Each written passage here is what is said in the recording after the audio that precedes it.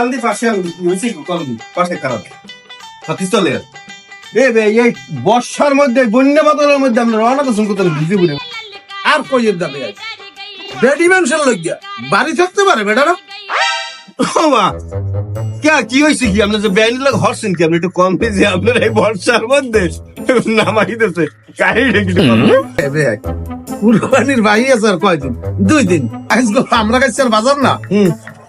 চিন্তা করছি বিয়েলে যাবো গরু কিনতে এই খালি গরুটার কথা বেআই ফোনছে গেট ঠিকারে ধরিয়ে ঠেললে ঘরতে নামাই দিতেছে ছাতিটারে পর্যন্ত আনতে দেয় ও মা এটা কিরম কথা আপনি যাইবেন কোরবানির গরু কিনতে এটা তো খুব ভালো খবর তাই হ্যাঁ তো আপনার গড়ে বাড়ি দেবে কেটে দেবে আরে কোন কি বেআই গত বছর 1 মন গোস্ত নষ্ট হয়ে গেছে খেলা ব্যাপার মনে করেন নষ্ট হয়েছে আরে ওই ফিরিসটা একটু ডিস্টার্ব এখনো ডিস্টার্ব আছে এই খালি যেই হনছে গরু কিনতে জানু এই তো তাই আপনার ওই ফ্রিজ কিনতে যাইতে আছে হয় ভাই ওই আমি ফিরিস কিনতে যাই আর ও ভাই ওই আপনার গরু টরু কেনা হয়েছে না ভাই আমি তো আর গরু কিনতে পারি নাই ওই আমি একটু 600 টাকা ছাগল কিনছি বুঝলেন এ ভাই এই কথাটা কি বেল কইলেন এই আপনার মতন লোক ছাগল কিনছেন গরু থুইয়া আপনার লাখ টাকা আপনি আমার দ্বারে কইতেন আপনি একটা ছাগল কিনছেন কথাটা কেমন হইলে এত ম্যানেজারটা কি নইলে আপনি আমার বেআই কি যে কোন ভাই আমার যেটা সামর্থ্য আছে কারণ আমি তো আর মনে করেন যে ওই কোরবানির